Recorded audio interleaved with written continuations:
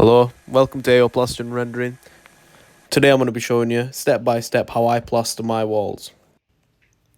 So once you got your plaster mixed up, which is usually about 12.5 litres of water to 25 kilograms of plaster, that's for one bag, so you'll just need to double the amount for if you're going for 2 bags. And so what you want to do is if you want to start from the left and come out towards the right.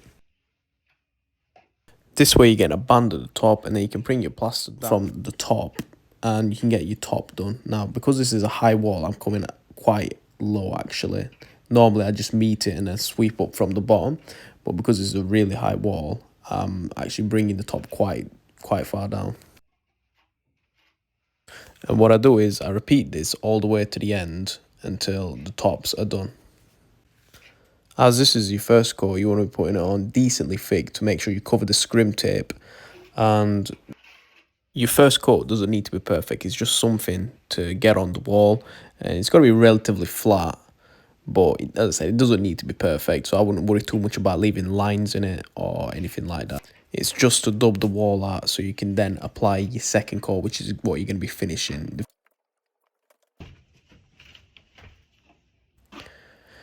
Here you can see me applying the plaster over the scrim tape. It's really important that you do this. You need to make sure you cover your scrim tape. There, what happened is sometimes your scrim tape can bubble up and show through your plaster no matter what you do, no matter how much you travel, it still comes through. So what you need to do is you get the edge of your trowel and cut down it, and then run plaster over it again, and then it fixes the problem.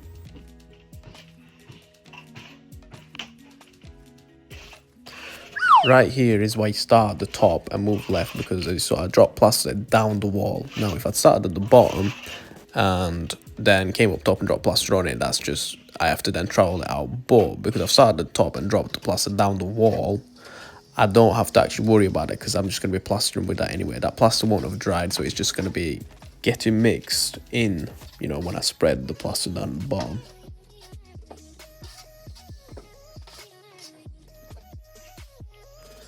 Now that the tops are done, starting from the bottom, normally you want to be starting at the left, but I just prefer to cover my scrim tape. So as you can see now, start at the left, just get in the corners. Just put the plaster into the corner like this and then run up it with your trowel. And then once that's done, then you can start doing your long upwards sweeps, which is going to make everything a lot faster, as you can see here. You want to be reaching as far as you can, comfortably. I mean, that's why you should bring your tops down just that bit low, otherwise you're going to be overstretching and then you're just going to be getting yourself more tired. It's not really worth it. So here doing the corners yet again, you can't really run up with plaster in the corner, so you want to apply it like that and then run up with the corner of your trowel to get straight edges. Just fill that little hole I missed there. Just giving it a quick flatten at the tops because I won't be able to reach it. And here I've brought the speed skim out. It makes everything a lot easier. I definitely recommend getting one of these. I get much better results when I'm using a speed skim. Now that the wall's flat, I'm remixing the plaster that I've used to lay the walls on. What you should normally be doing is using a different mix. So you'll put your first coat on and then you'll mix another batch of plaster up. But what I've done here is just remixing the plaster that I've used on that wall. You do this by just adding a bit of water. I've added a bit more plaster into it because I needed that bit more. So you can actually do it this way. There's nothing wrong with doing it this way, but you don't really have as much time to work with a plaster like this. So if you're new, I wouldn't recommend doing this. I'd recommend that you mix another batch up. Make sure you clean the edges when you're mixing up, otherwise you're going to have all the rocks and stuff in it. So with your bucket trowel, just make sure you scrape the edges. Now applying the second coat, the reason why I've started at the bottom here is because, as I said, I have mixed the plaster up again. So I don't really have a lot of time to work with it, and I find that because I have to do long sweeping motions, it's easier to spread the plaster when it's more wet, otherwise I'd get tired. It's a lot easier to, with stiff plaster, it's a lot easier to bring the tops down rather than bringing the bottoms up. So if not, normally you want to be starting in the left again, do the tops and then the bottom as your first coat. But because I've remixed the plaster, I just prefer doing it this way. Now your second coat wants to be a lot neater. This is the plaster that you're going to be finishing. So you want to lay it on a bit thinner. You need about half as much plaster as you did on your first coat, and you want to be laying it on neater. There's still going to be lines on it at this point, but it needs to be a bit neater than your first coat. Make sure not to scrape off the plaster you're applying on the second coat. It's very easy to do because it's the same colour. You won't even realise you're doing it. So make sure you keep your trowel at a not so steep angle. Just try and keep it more flat to the wall when you're troweling up.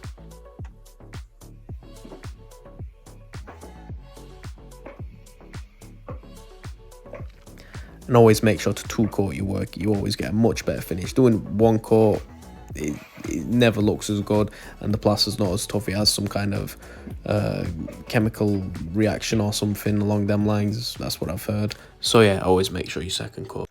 Don't be a one bomber or a sponge floater.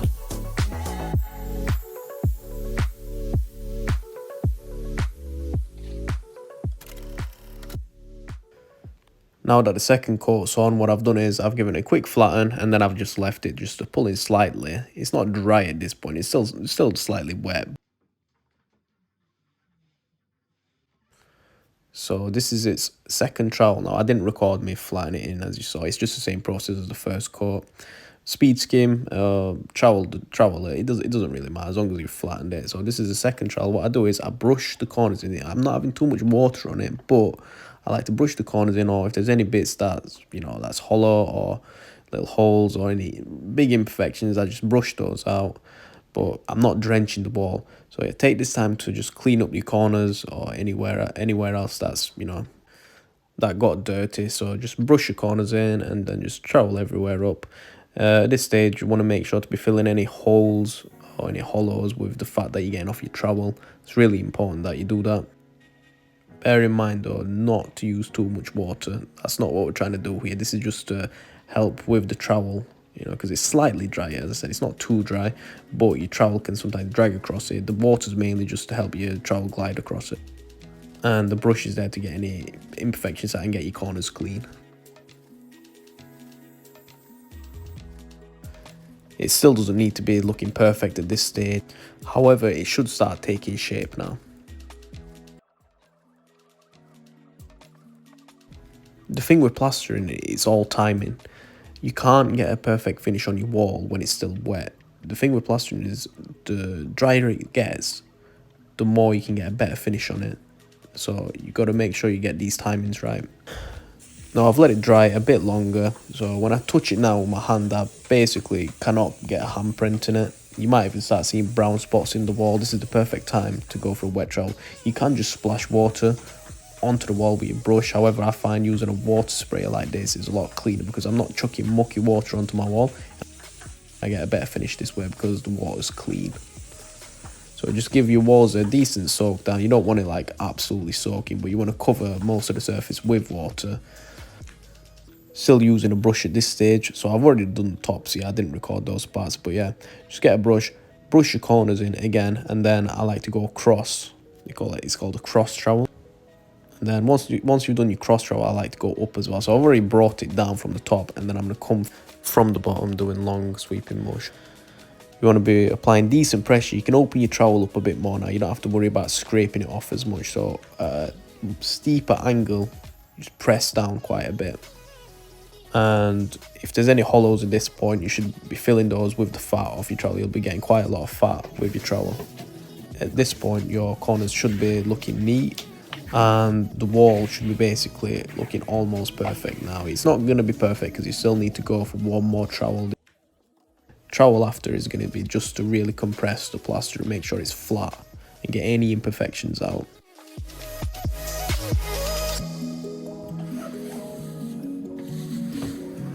Here, as you see, I'm going up and down as well.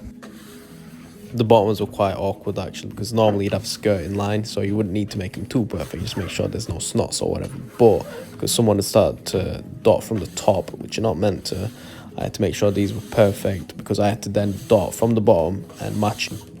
Also, I do recommend getting a light and then putting up against the wall because you can see all the imperfections. Now, you don't need to do this stage unless you've done wet angles, which a wet angle is when two wet plastered corners meet each other. If you've just done a normal one wall, you won't have to worry about this. But if you've done wet angles, what I do is I get a smaller brush and I get a corner trowel. I'm using the Ragni corner trowel, and That's just a little tiny brush that you can just brush into the corner with, and it's not going to leave too many brush marks. So once the plaster's dry, and a lot of plasterers get this wrong, they run the corner trowel in when the plaster's still wet, and it leaves marks, and you'll always see them, paint always shows them up. So you want to make sure that your corners and your plaster is dry. The only thing that you should be really wetting up is the corner, and this way you're going to get really clean, crisp angles. Now onto the dry trowel. I'm not using any water at this stage. I do still have my brush, so I'm brushing the corners in if there's any imperfection still in those corners. And other than that, I'm just going over the plaster. I'm pressing down quite hard. It's really just compressing your plaster and getting out any waves or lines, anything. I'm using the Raffina Plaza Flex. It's really good for getting a nice shine on your walls. It leaves a really good finish. But yeah, you can open up your trowel pretty steep here. You just got to make sure that you're pressing down quite hard at this stage. Yet again, doing the cross trowel, you don't really need to go up and down, but I do recommend that you'll get a better finish and you'll have a nice shine to your wall.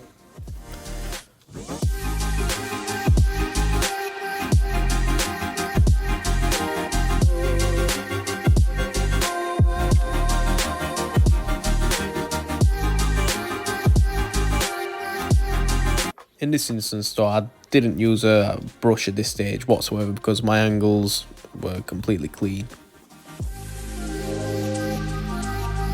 And as you can see, those angles are looking really neat. The plastered walls have got an amazing finish on them. There's no flaws in them whatsoever, and that's the process of how I plaster walls. Make sure to subscribe because I've got way more videos coming out, and if you need any plastering work doing in the South Yorkshire area, please don't hesitate to get in touch. And yeah, head down into the description and get in touch. Also, make sure to follow me on my socials, which you can find in the description as well. Thank you for watching.